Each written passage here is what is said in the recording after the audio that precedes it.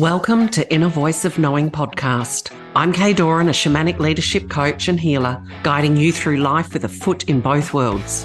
When you understand the terrain of the inner landscapes, the mental, emotional, spiritual, and energetic, you will become the leader within your physical life, both personally and professionally.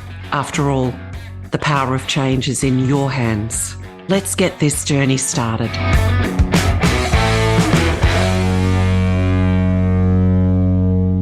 Welcome back to Inner Voice of Knowing.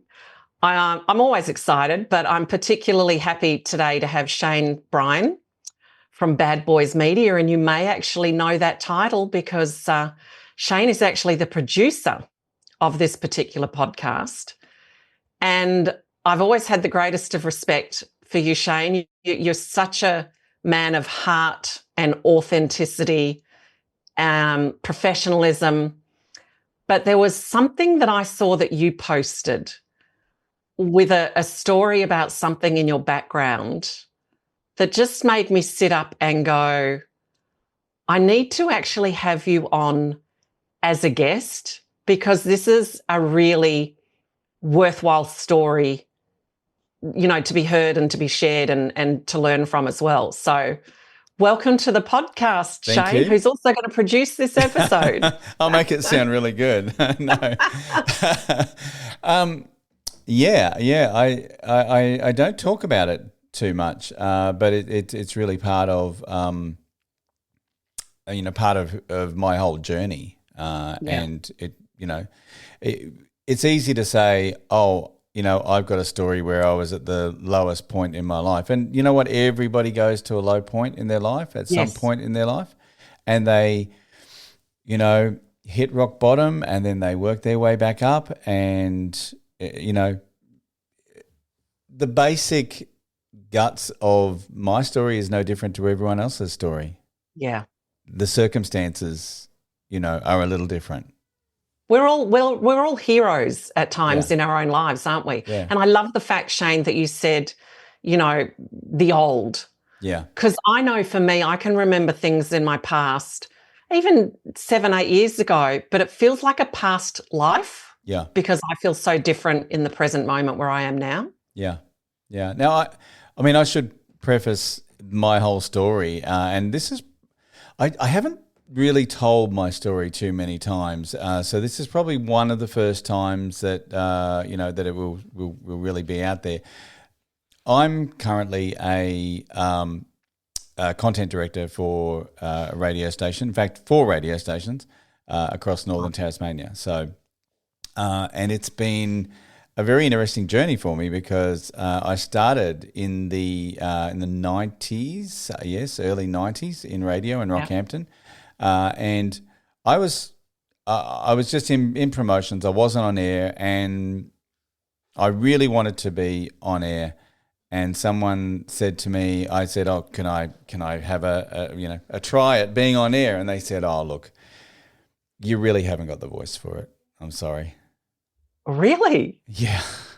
Wow. Okay. Yeah. Now I was, oh gosh, how old am I? I was 23 at the time.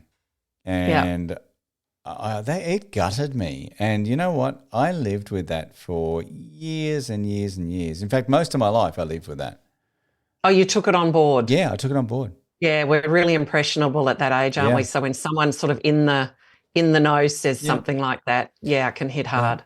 And you know what? It wasn't until I met my wife, Tanya, that she said, "Oh, are you in radio? Because you've got a great voice for radio." And it was at that point that I just went, wow, like I've been holding on to that for so long. And so that was kind of, it took me out of the radio area, and I wanted to get back into radio, which I did through, and we'll talk about it, an incredible journey of manifesting is really what it was. I had my goal in mind and my heart set on a role.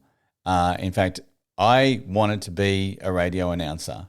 I was like, that's it. I'm going to be a radio announcer. And I bypassed that completely. I mean, I got it and I am, but I'm also now, a content director looking after other radio announcers, which and so much more that's also in your back pocket. Yeah. So that's the overview. I guess, where do we start? Did you always want to be in radio? Like when you were younger, even, like in your teens, or be heard, or was it just about being heard, or what was it? I don't know what I really wanted to do. I grew up in a really Pentecostal Christian background. Yeah. I wanted to be on stage. I wanted to be, I did everything, drama, the whole lot, Yeah. So it was there. It was there, it was there. And there were a couple of things like, like you haven't got a voice for radio. I was in a band, and I was the lead singer of the band, and I did a battle of the bands, and I got up on stage and we sang, we performed, sang my heart out. And Angry Anderson from Rose Tattoo was one of the judges, and he said, Okay. "Oh, you guys were great, but singer, I wouldn't give up your day job." Oh my God, how heart-wrenching. Now the funny thing is, I've had plenty of conversations with Angry since then, and him and I get on really well. And I just said, I just want you to know that you told me to give up singing. I said, and I never sung after that.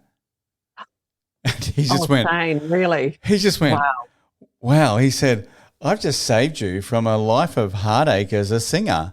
He said, because no one wants to be a singer. At least you're in radio now. But it's funny that we take things on board so deeply. So someone says you don't have the voice for radio. Yeah. And clearly you do.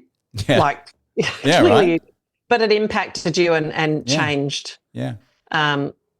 Changed that guiding mechanism that's inside of you. Yeah. And then, again, you're doing and you're up front doing something that you love, and someone that's got that power says, don't give up your day job, and it changes your course. It does. Again. Which I'm kind of glad, because I don't think I really would want to be a singer on stage every single night. But I guess the point is that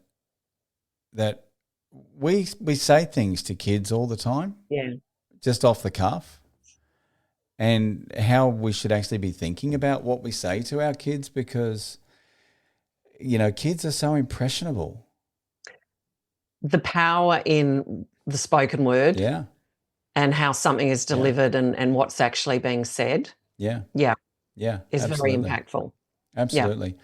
So, I went on a bit of a journey in my life, and, one thing led to another thing, and I never really had a direction of, I built up a great career in marketing.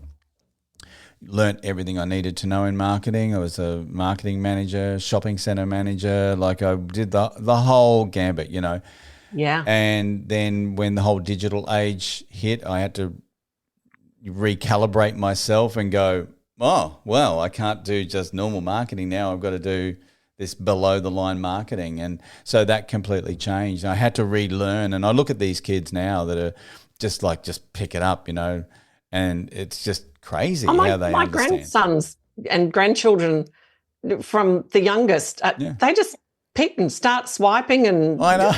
Just crazy. What's with that? And, What's with that? Yeah, I entered that phase of, I remember my first computer being like an absolute box. Yeah. And now we've got these mobile phones. It's been a big leap. Yeah. Yeah, yeah. So the music side of things never really left me, though. I've always had this passion for the music. It's like, if I'm not going to sing, or if I'm not going to play the music, I want to do something to help in the music industry. Yeah. So after, my father passed away, and I was really in a place of, I don't know what to do, and I started a record label. And I had some other people in the label that were the investors in the label, and I found out later that they really just wanted to get their daughter a record contract and, make her famous. Yeah. But, I managed to do a lot of things. I met a lot of people through that. It was just a wonderful period, and until it wasn't. Were they big risks, Shayne? Like, did you have contacts in the music industry, or was this one of those leaps of, It was one of those I'm just leaps. what I want to do? Yeah, it was one of those leaps. I met a lot of people in that time that, you know, I can still call up now. And, you know, I remember really vividly, I was at a music conference, and at the table, I'm sitting there having breakfast, and at the table was one of the biggest promoters in Australia, Michael Chugg. There was Molly Meldrum. Yeah. There was a guy by the name of Seymour Stein, who was from Warner Music, who was the guy that discovered Madonna. Wow. All these people at a breakfast table, and, you know, Molly sitting there eating his cornflakes with his hands, you know, just being a typical Molly. And it was a pinch myself moment, because I just went, how did I get here? Like, to in front of all of these people, just asking random questions and having a chat. It was just a general chat, and so I count myself really lucky that all of that happened. Then the whole record label just blew up, completely exploded. Yeah. And the other directors left. We had a big GST bill. I was left holding the bag. And I just went, well, I just can't do this. I can't keep going. We had bills. I just went, well, you know what? I've got to go bankrupt. And so I did. Wow. Now, that wasn't the low point in my life. At that point, the ATO contacted me and said, yeah, well, look, you know what, you owe all this GST money. You've got to pay it back. And I said, look, I'm bankrupt. There's nothing I can do. And they said, well, I'm sorry, but bankruptcy doesn't negate a GST bill. Did you feel like a failure, Shayne, or did you just, how did you approach it? Yeah, I felt like a failure. Yeah, absolutely. In fact, the stress that was involved with that, I lost my hearing in one of my ears. Yeah. Wow. Completely deaf in one ear. And I remember driving along the M1 on, you know, between Gold Coast and Brisbane, and everything just started spinning around me, and I felt sick, and to the point where I had to pull over because I was going to have a car accident. You know, the stress hit me that badly. I would wake up in the morning, I'd fall out of bed and crawl to the toilet to vomit. Like, I couldn't even stand up. That's how bad my body was taking it to that point. The impact of the experience. Yeah. So I contacted someone and said, look, you know, I've got this GST bill. They're like, well, you're going to have to pay it. I said, well, it's $100,000. I can't pay it. And they said, well, if it's over $30,000, and note to self, if you've got a tax bill that's over $30,000, do something to pay it, because you'll be targeted. They said, well, you're going to have to do something. So I contacted the ATO, and they said, well, you know, we'll sit down and talk with you. They did, and they said, well, look, you know, since you can't pay it, we're going to fine you 100 cents in the dollar, which means at that point, I don't owe $100,000, I owe $200,000. And that's not really helpful, is it? No, it's not. So I met, around this time, I met Tanya, which was, you know, the biggest blessing in my life. And she went through this whole process with me, and, you know, it's a wonder she didn't. First meeting you. Yeah, well, no, I didn't just come out and go, oh, by the way, yeah. I got this issue. Yeah. We got to know one another, and, you know, eventually it came out, and she said, well, you know, we'll work through it. 5 years in and out of the courts. And 5 years. 5 years. 5 years. I just How said, do you face each day? It was knowing that the next day is not necessarily instantly better in what's happening for you in your world. What gets you up and still going, Shayne? Well, both myself and Tanya are really highly motivated people. Like we get up and we do things. And during this time, you know, I together with Tanya, created a magazine, you know, called Sage Magazine. It was great. It was very, you know, it was a beautiful magazine. We did you know, a lot of people were downloading it, reading it. We had a lot of interest, and someone said, you should start a radio station, which I did. It was called Soul Traveller Radio. And, you know, we had 100,000 listeners, you know, in just in a year. It was amazing, the results of that. But it wasn't enough it was more of a passion project for us. It wasn't bringing in the income. But even for you to be going through something that many face, but most people don't. Yeah. Right. That level of stress and, you know, what you're owing doubling. Yeah. And you still are drawing on your drive and creativity and what can be created now, and having that passion is amazing. Yeah, it is. It is. And I look back now and just go, you know, like, how did I wake up every day and face that? And, you know, it was just simply because, you know, I know that I had the support there of Tanya. I had, you know, my own inner voice of knowing that, hey, everything's going to be okay.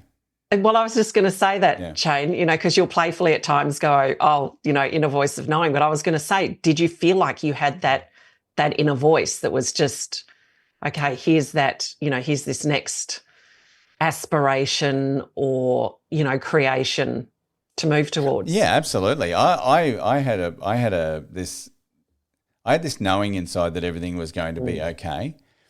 Yeah. But nothing prepared me for what was next. Okay. Yeah. So, and listeners are probably going, isn't that enough?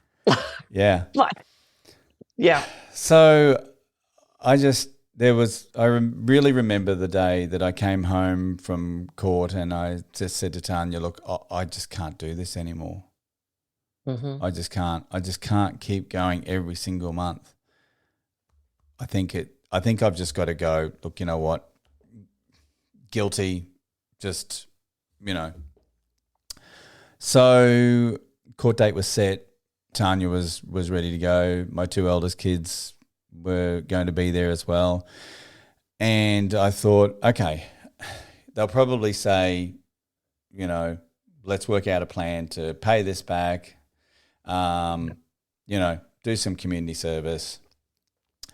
I got to the courthouse and the judge turned around and said, 9 months.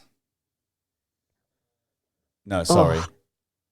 2 years on the top. Oh, I've got all this energy washing all over me. Like, how much can one person be? Yeah.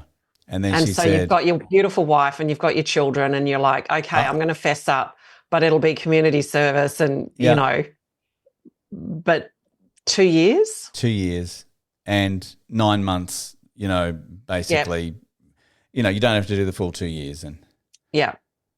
And it was just one of those surreal moments where it's just like, is this really happening? And I looked over at my family and they were just in tears. And the hardest part was, you know, when they turned around and put the handcuffs on me and I got to say goodbye. And you know you're not a criminal. Yeah. You just went for something that didn't work out and got left holding a bill that I couldn't face. Got left holding a bill that then got doubled. And they called it fraud. That's what they call it. They say, you know, you took this money from GST and, you know, without the intention of paying it back, so therefore you have to do your time. Gosh, that started a really hard 9 months for me, and not just for me, but for my family too. Yeah, you know, they were on the outside, not knowing what's going on. They were, you know, facing a year without any income except for what Tanya brought in. You know, And without you. And without me. Like yeah. Um, and not feeling helpless. They must have just felt helpless. Yeah. Because there's nothing you can really do. No. Other than just, love on you from a distance, but there's nothing that will sort of fix the situation. That must have been, I can't even imagine on top of everything else that you've gone through. It was tough, and it was, and I don't want to dwell too much on it. I will, tell a couple of stories because everyone loves a good prison story every now and then. But it was, a lot of people say to me, "Oh, that you would have just been sent to something wouldn't have even been prison, Oh, you've got the TV in there, and it was prison, Shayne? Yeah. So I went to Wacol, which was the a high security, maximum security prison. I enter into I guess a wing that was for the newcomers. I hadn't even been able to speak to, the whole time I was in the police lockup. I couldn't speak to Tanya, hadn't been able to speak to her. Was in this newcomers wing. Everyone seemed okay. There was no sort of like, nothing too untoward. Then they said, "Oh, you can ring Tanya. You can ring your wife. So anyway, I rang, and it was the first time I'd spoken to her for ages. And is that joyous but hard? It was. All it was one? Really hard because I wanted to know so much. I wanted to know that she was okay, and I'm like, "Are you okay? You okay?" She's like, "Don't worry about me. Are you okay?" Yeah. And I made the mistake of saying, "Yep, look, I'm fine. Look, they're really good in here. It's not that bad." That afternoon, my name comes over the loudspeaker. Pack up your belongings. We're moving you to another area. I went, "Oh, okay. Where are they taking me to?" Well, they took me to the Bronx. They call it the Bronx for a reason. This wing was that bad that the guards didn't even want to walk out into the main area. I'm trying to sort of, why would they take you there for what you were in for, Shayne? Because I said that on the phone. I said everything's fine. And someone's heard. They've listened. They're listening. They've listened in. And okay. Yeah. It was. I look back now and just go, how did I even survive this? It was tough. I mean, I saw stuff that I'd never seen before in my life. Just guys sitting around just taking heroin, just passing a needle one to another.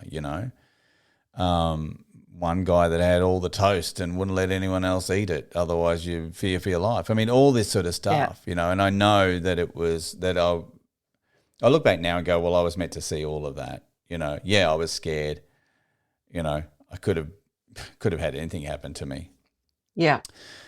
I got through that first period. I was there for one night. They went, right, you've seen the bad side. Right, now we're going to move you to the workers unit. And they moved me on to the next unit. And it seemed okay there. I managed to get into the laundry and start doing work and that sort of stuff. And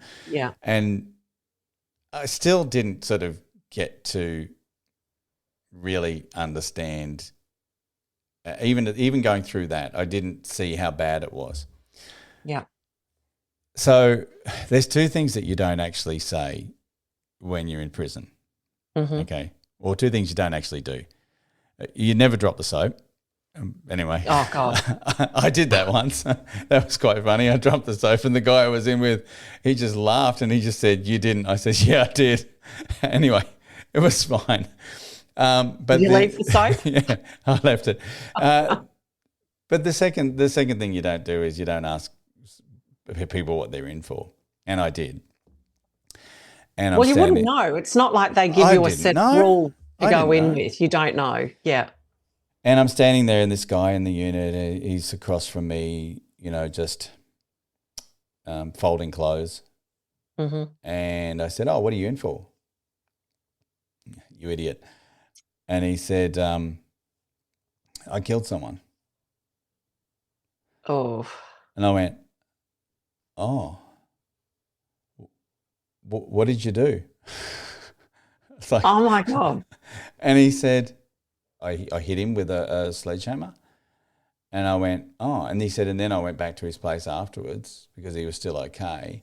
I hid in the cupboard, and I came out when he was asleep, and I shot him 3 times with a sawn-off shotgun. I just went, I know this story. I know this case. It was all over the news. I went, stupidly, I thought you did it 10 times. And he said, his eye twitched, so I shot him another 7 times just to make sure he was gone. Now, I mean, this is where I was. Yeah. And it was at that point I just went, I know where I am now. Oh, yeah, I was going to say that must have been so confronting that I'm in prison with people that have done some really horrific, horrible things. Horrible things. And did you look at him differently? Did you sort of feel differently about him after that, or was it more just a disconnect, but a realization and sort of that awakening? I was nervous. I was very nervous. I'm sharing a cell with someone I have no idea who they are. It could have been that guy. Luckily it wasn't. Yeah. It was another guy. Who. And you didn't ask him what he was in for. No. Well, we talked. Yeah.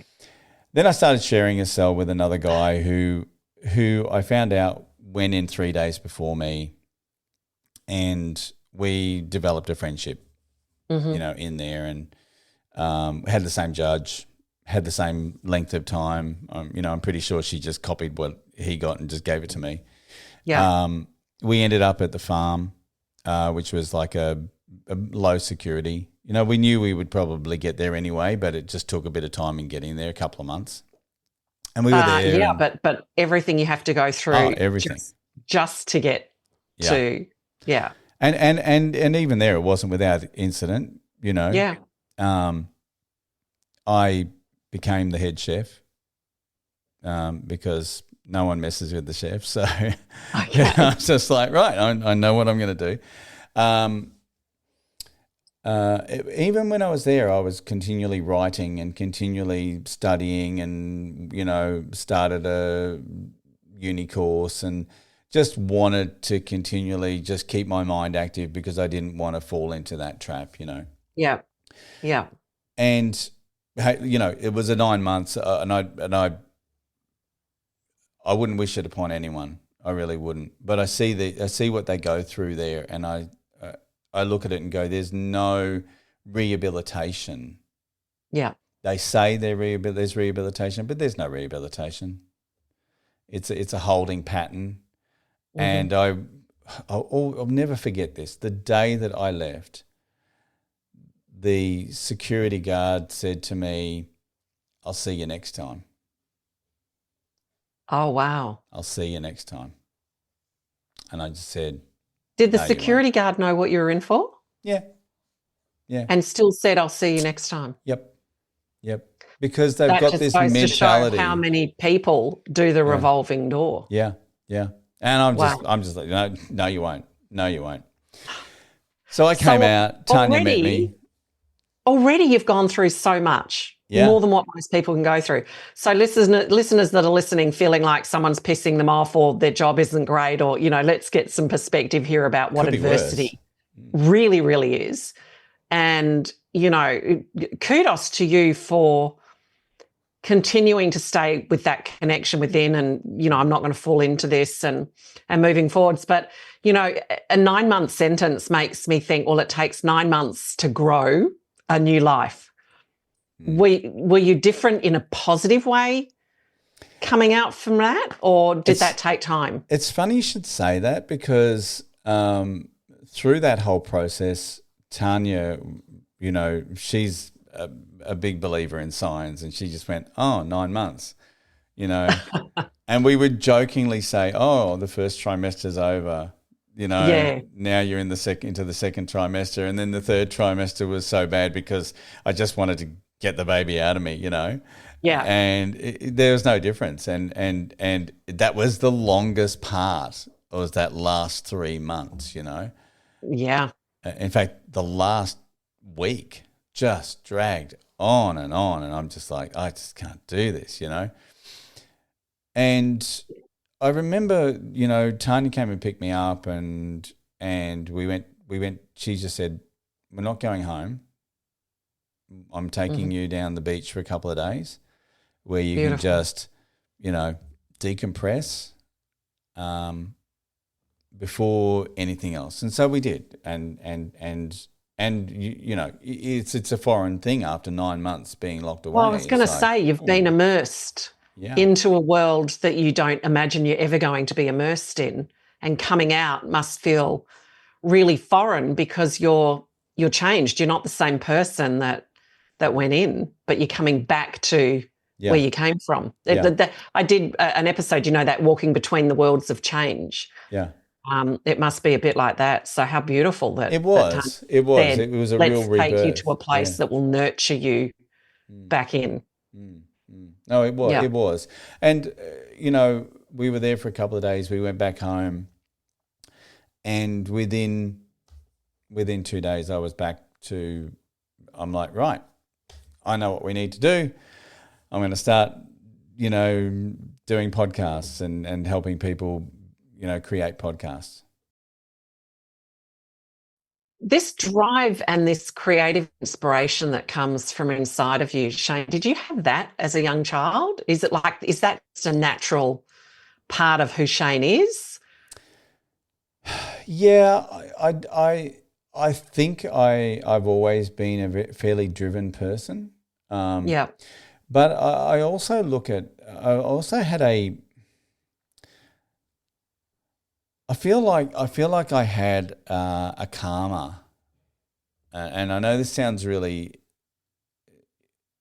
you know, well, it probably doesn't sound strange to you because you know all about it, but not to me, but yeah. But it was almost like I lived my whole life up to that point where I needed to get rid of that karma, that bad karma, to clear that debt, and cleared it, and learn the lesson. Yeah. So it doesn't get repeated. Yeah. 100%. And I'm glad you brought that up because I was going to ask the question. Do you think there was that knowing, whether it was conscious or not, that that's what it was, and hence you staying so positive, even though there were times where you're falling out of bed and this, you know, because the human condition of stress doesn't change the strength, though, that's inside of us, you know? I'll tell you what I did really see in there. What I saw was myself. Wow. And in what way, Shayne? Because you're spending so much time on your own, you know. Yeah. You know, you hear about people going to Varanasi, you know, and doing a meditation retreat and going, okay, well, you're not going to talk. And what's the Vipassana, you know, where you don't talk for 10 days and then you come out. Yeah. You know, like this was 9 months of every night just there with myself and my own thoughts. And I would have a window of like 15 minutes where I could call Tanya, and then I'm back to my own self. Makes me think of alchemy, you know, that extreme pressure to create something. Something new. And I do, you know, I had a lot of really vivid dreams in there, and you know, things like I went through, you know, even back to my childhood when I was so entrenched in the church and the pressure that they put you under and the fire and the brimstone. Yeah. And I had this dream where everybody in the church had their back to me, but my best friend was looking at me, and I knew at that point that was love. Yeah. You know? And so it's little things like that just go, wow, I can really, And they're the kind of things I had. Was there anything in that upbringing, that religious upbringing, was there anything that seeded that was something positive, do you think, in terms of there must be something of truth wrapped then in all that fire, brimstone and guilt and all that sort of stuff. Was there anything, do you think, that landed, that seeded? Yeah. Helped you through any of this process? Yeah, I feel like it was actually a rebellion against everything that they taught me. And the one thing that they always used to say was, oh, you can't take any glory for things that you do. You've got to give the glory to God. Because otherwise that's ego, And so this was a stripping back of that ego to the point where I was able to accept the true I. Yeah. Yeah. And I remember a really interesting story that happened when I was in there, and it was, I wanted to start just a meditation class for a few people that wanted to learn meditation. And were you meditating before that? Because I know Tanya's very spiritually minded. Yeah. And I'm not a meditator. I don't go, right, I've got to meditate. Tanya will do it every night. She's got a really strong discipline there.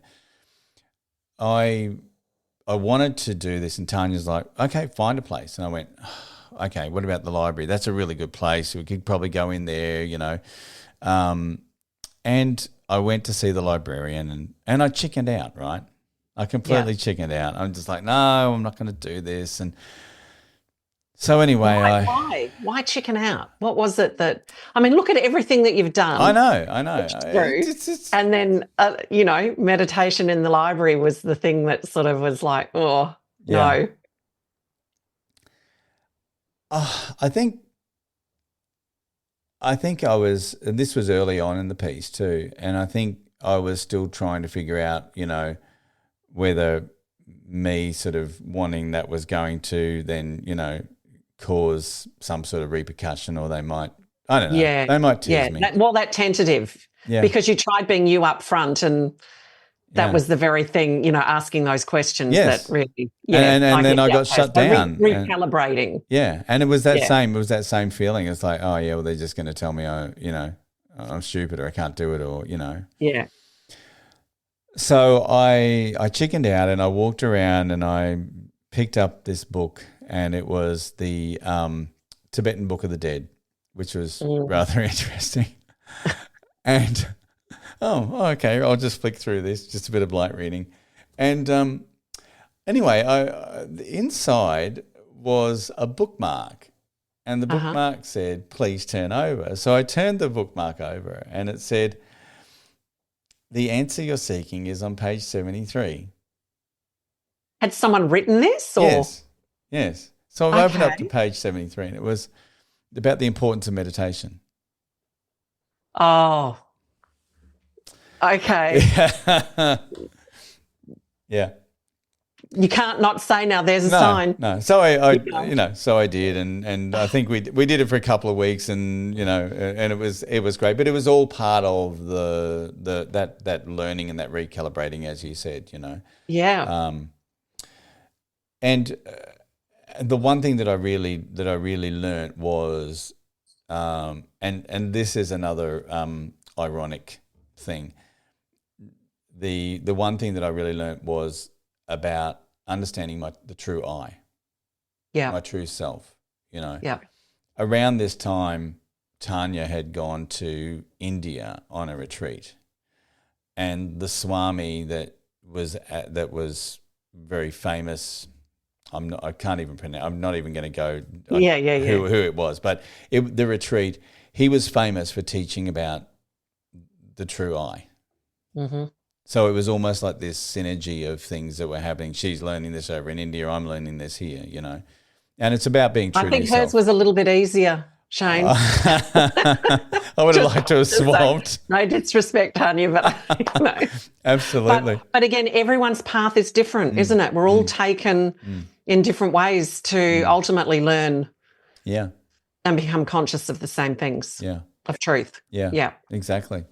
So, look, through all of this, I came out, I had a, right, new zest for life, right, let's get ahead, let's do this. And I started podcasting, and I caught up with the guy that I was actually inside with for 9 months, and I said, hey, we need to do a podcast. And so we did, right? Now, he turned out to be a real piece of work, you know, and that's another story that I'm not even going to talk about. But another learning curve. You know, you talk about narcissists that you lead into your life. Well, there you go. There's one. But I look at it from the perspective of, well, it was a starting point. So we started a podcast called the Bad Boys Podcast, and it was great. We started it right when COVID was hitting. Okay. And we thought, okay, let's start this. It hadn't actually started at that point. We said, right, we're going to try and, you know, push this. And so I did up a whole bunch of press releases, and I said, the funniest podcast you've ever heard, you know, blah, blah, blah, true story, blah, blah, blah. Got contacted by the Today Show, and they said, we want you on the show. Okay, great.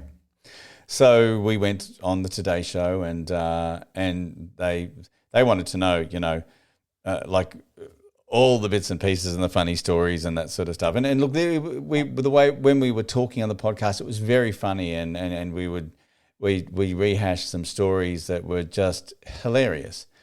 And so it was a real sort of I guess cathartic time for us to be able to do that and tell our story as well. Everybody loved it. 50,000 downloads, firstly because of the Today Show. Then Apple put it up onto New and Noteworthy, and it just went absolutely nuts. So we started doing our show every single day. And during COVID, because we were in lockdown, it's like, right, let's do it. So we gives you something to do. Yep. We changed the show. We called it the Bad Boys Breakfast Show. And we would literally go live, no script, nothing, just winging the whole thing. We wouldn't even know half the time what we were going to talk about. We'd just switch the mics on and away we would go. I love it. And it was gold. It was gold. And as a result of that, I thought, because everyone says to me, you know, like, and I know, you know, you've had conversations with me, at what point can I maybe, you know, get a sponsor, or what point can I, you know, do something so that my podcast can become, you know, either a tool for my business or grow, or, you know, like I want to, let's be honest, you know, a lot of people want to make money from their podcast. I thought, what can I do with this podcast? We do it every single day. At this point, we were up to about 300,000 downloads. Like, what can we do? So I sent out emails to every content producer in Australia, every single one of them, and just said, introducing your new breakfast show. And we got phone calls from people saying, you know what? If we weren't in lockdown, and if we were able to have you, like, we would have you in a flash, you know? Yeah. And then we talk about the inner voice of knowing. Yeah. Around this time, Tanya came home one day and said, I met this lady at the shop that she was working at. She said, I met this lady who, she has a house on King Island.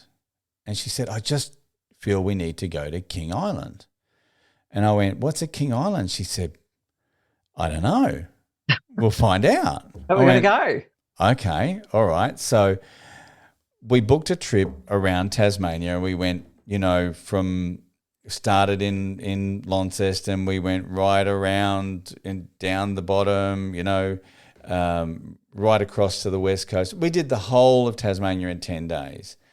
And then we got to the north of Tasmania, and we went, right, let's go to King Island. Now, during this whole trip, we're looking at everywhere, just going, oh my God, we could live here. It's so lovely, you know. Got to King Island. It was the worst place you'd ever want to go. It was terrible. And we're like, what? Like, why did we come here? And Tanya said, I know why we came here, because we had to see the rest of Tasmania, right? Ah. That's why we came. That's why we came. Okay. And so we got back from our trip and we're like, wow, we could really move to Tasmania. Look, 5 years, let's give it 5 years. We'll wait until our youngest is, finished school and then we'll move. 3 months. 3 months time, we're like, no, we got to go now. Like, we just got to go, We were hearing about lockdowns and borders closing again, and we're like, you know what? Let's just go. We'll see what we can get. And so I reached out, and there was a job at the TV station in Launceston. And I went, all right, I can sell advertising. Let's do it. I knowing full well that what I wanted to do was radio. So I accept. It's a stepping stone. It's a stepping stone. So I accepted this job, and then I get this phone call from this regional content producer who had been passed on my details because of the podcast. And he went, oh, you guys, you're so good. How would you like to be our new Brekkie team in Townsville? And I just went, no, I've been to Townsville. I don't particularly like Townsville very much. I want to go to Townsville. I'm going the other way. And he went, all right, well, if anything ever changes or, just keep in contact with me anyway. So off we went to Tassie. Tanya and Reef got here just, I think it was like 3 days before the borders closed. After that, they wouldn't have been able to come down. It would have been another 2 months, Yeah. And 6 months into it, I just went, I think it's time. I've had enough of TV. I think it's time. So I contacted, that regional content director, and he said, why don't you give the radio station a call in Launceston, because I believe that they might be looking for someone. Yeah, there you go. And they were. Yeah. And they were. There you go. And I made the move. I never knew that you had this background in marketing and, all these experiences. No wonder you are so good at what you do. And with podcasting, because I know that you've got something about to launch. I do.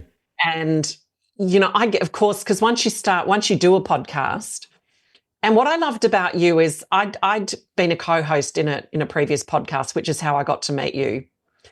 And then that had run its course. And that knowing inside of me was, you know what, that experience was great because it showed me. And I used to want to do a radio program. And then when I started that podcast, my husband said, there it is. Especially when I started my own, here it is. Yeah. Here's your radio program. So I thought, okay, that one's fulfilled in a slightly different way. And I remember the conversation with you, and then all these changes were happening. And it's like, well, everyone goes, it's so easy to do yourself. And I'm thinking, okay, so I'll do it myself. And you were great because you put no pressure on me at all. You just showed nothing but support. You did say, look, most people will then fizzle out. And the closer I got to having to do it on my own, the more the stress built in, and I could feel all the tension. And it got to that point of, no, I'm not going to be able to do this, because I've always said, and I had Dr. John Demartini on not that long ago, and he says the same thing, delegate to those that are in the know. And I think I was actually in a phone conversation with you, and you're like, no, that's okay, but do this and do that. And I put it down, and the tension grew even more. And I think I called you back within about 10 minutes and said, no, Shayne, I'm gonna continue with you. And everything just dropped away, because there is more to it than what people realize. And then, the consistency and how many times I've come to you with questions over things. And now I know how vast your experiences is. It makes sense to me. So I'm pretty excited for you to tell people about what you're launching, because I get approached a lot by people. Yep. And no disrespect to anyone else, there's clearly a resonance between us, but there is something with you, and now I know what it is, that you just have this roundedness of experience. Yeah. Do you know, it's not just that you've been on radio and you podcast, but you've got the marketing background, you've got everything else, and you've got the heart and the spirit And I guess also if I had not done my own podcast and not had the success from that podcast, which by the way is over 1 million downloads now, people still listen to it. I look at it and just go, it's so old. Why are you still listening to it? Because they find it and they listen to it. And I'm not afraid. I'm not afraid to start again either. Started a new podcast, did a great interview with Stuart Copeland from the Police, ended up with, a nomination for a radio award out of it. Like, don't be afraid to change and go, right, that's not working. I need to do this now. Yes. Don't be afraid, because this is that listening to your inner voice, right? If you don't listen to that inner voice, then maybe you're missing out on something that you really should be doing. And that's so powerful that you say that. And, the whole time you were sharing these terrible things that have happened, really challenging. And I think of the film that I'm in that comes out this year, The Gifts in Adversity, and you are a prime example of that. And listening to that inner voice and those instincts through what most people would feel broken and victimized in. Mm. And you've taken that whole history, and all I've heard is also the beauty that was in it. Yeah. For you personally, internally. Do you know what I mean? And how it's shaped you, and the 9-month analogy and alchemy, and how you didn't let it break you. You didn't even let it change you in a negative sense, in an inverting sense. Yeah. You stayed open and connected, and it doesn't surprise me the success and the synchronicities that you've been having since. Because, we talk about energy all the time on this podcast, and putting yourself, you were saying manifesting and, consciously crafting and creating, as I like to call it, but it's like keeping yourself in that expanded, open connection. And you did that. I think it also comes down to yes, it is your attitude towards things, but not letting outside influences really affect you. Yeah. You probably know from watching TV shows that a guard, is referred to as a screw. Yeah. Not once during the podcast, not once when I was there, did I ever call them a screw. Mm. They've got a job just as much as what everyone else has. Exactly. Yeah. And I wasn't going to let my situation affect how I viewed them. Now, believe me, I saw what they did, and some of them probably deserved, to be called that. But I wasn't going to let that. You're saying you didn't allow it, which means you made a really powerful choice. Yeah, I did. A really powerful decision. Yeah. Yeah, I did. So tell us about your. Sorry. So I was going to say. So I think with what I've launched and wanting to do, it really don't let your preconceived notions affect. Listen to that voice inside and go, okay, well, this is what I really want to do. So I've launched a podcast roadmap. Because a lot of people, they start this whole podcast journey and they go, what am I going to do? Oh, I'm going to do this. And then they'll start it and then they'll fizzle out and they'll go, oh, it's not working. It's not this. It's not that. It's because they haven't actually got a clear roadmap of where they need to go. They haven't compartmentalized it. So I've actually done that. And you'll be able to download that for free as well. We'll put the link on this. Yes. And the whole idea of it is about empowering you to create your first podcast in 30 days, create another 9 podcasts in 9 weeks. And once you've done that, it's like any habit. If you go through that process of 3 months, it's that incubation period. It's always 3, right? If you go through that 3 month period of incubation, by the time you get to that point you've formed a habit and you'll be like, right, well, this is just part of what I do now. And nurturing and protecting that creation. Yeah. Like a new life. Yeah. You just don't hand it around for everybody. You don't tell everybody, you don't want, you protect. And it's like with the podcasts, I think too many people will suddenly start telling everybody they're going to do a podcast. And as you say, they don't yet have the roadmap. And then you've got all this other influence. Yeah. I think it's like, something like this nurtures you through, setting down the roots and really establishing something that you can continue to grow with. I read somewhere that with all the podcasts that launched during COVID, that only about 10% of them continued on, which is sad, But I guess it's like, oh well, I'm doing something while I'm in lockdown because I've got nothing else to do. We're not in lockdown. This is a choice now for you to actually go, well, if I want to make podcasts part of my marketing of what I'm doing, because we're doing social media, we're doing advertising, we're doing all of this. Yeah. Well, podcasts have become such a big thing. Let's have a listen to what you have to say.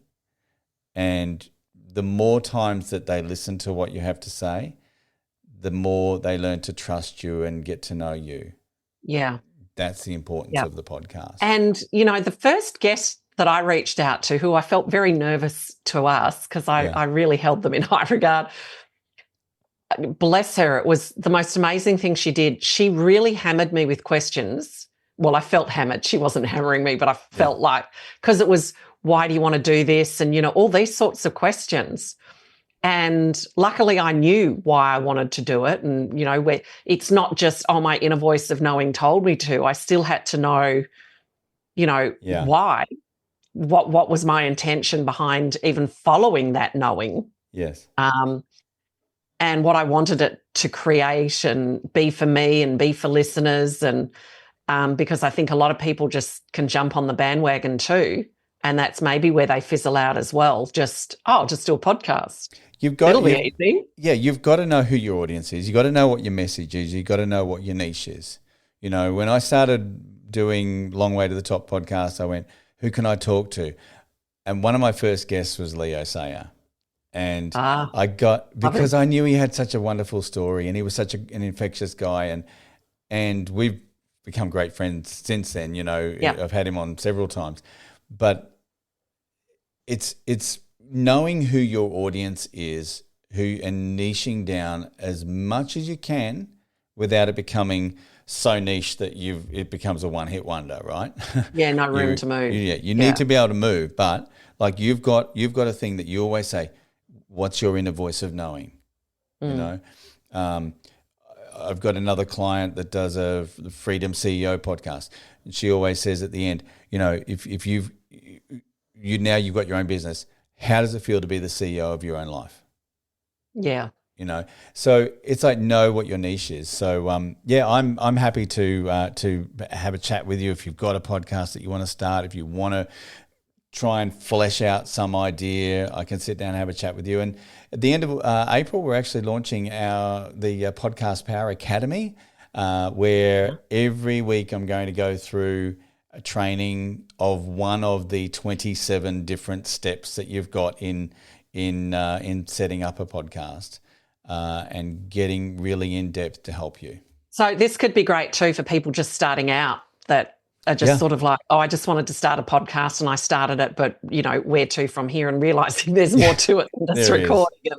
So the listeners can download your roadmap. Yep. So the roadmap's there to download, and then there's an offer to jump on a free 15-minute chat with me. We can have a bit of a discovery, see if we're the right fit, and then from there we can have a chat about either doing the academy or doing a one-on-one session, or producing their podcast like I help you with yours. The thing I've learned over all these years, and I didn't know that when I was younger, I was like, I could do it on my own, is the more money that I've invested in myself with people that knew more than me in areas that I wanted to grow in and develop in.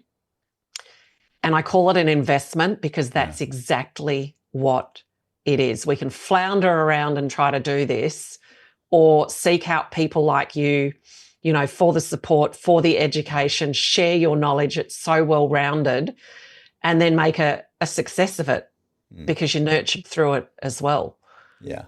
Yeah. You know? And look, you know what? Like you know, I don't mind if you do it yourself or if you want me to help you do it. The fact is that everybody has a story to tell.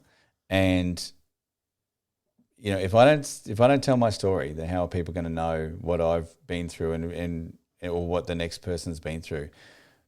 That's what a podcast is all about. Yeah.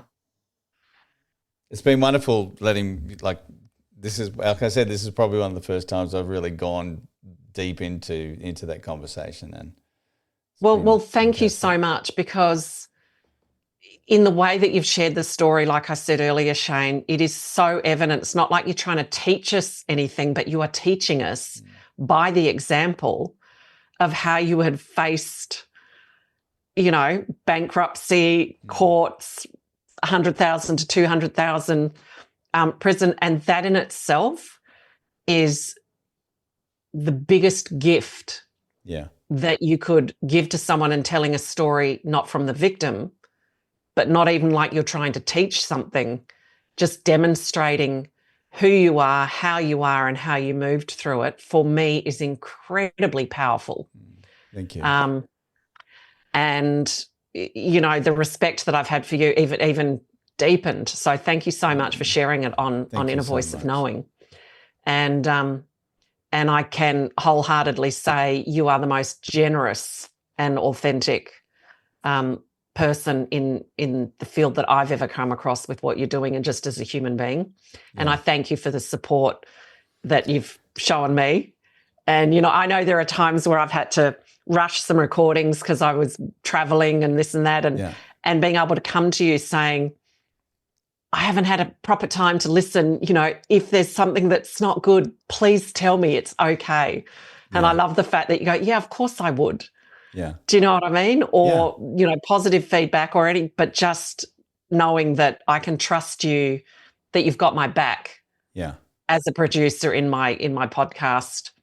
Well, if you remember when you were in the other podcast, you know, I said to you, you know, I don't feel this is you. I believe you've got a different story to tell. And, you know, you said, yeah, I'm a shamanic coach. I you know, I'm not this other person. I said, well, that's what you need to do. I knew I wasn't that, but it's like, you know, you were saying with you sometimes you cross paths with people for reasons deeper than you first realize. Yeah.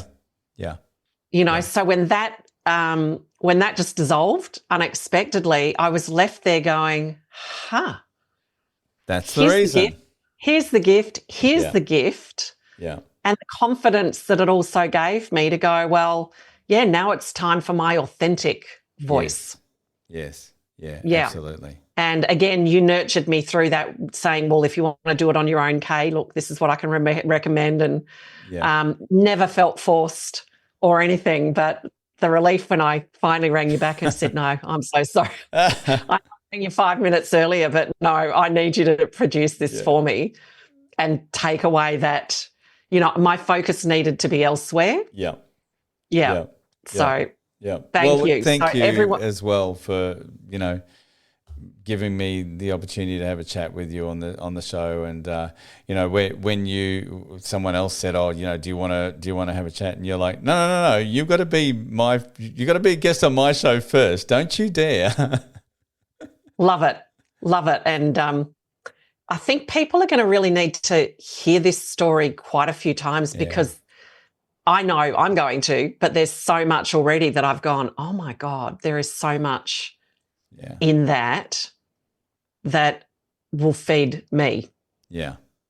And deepen me. Yeah.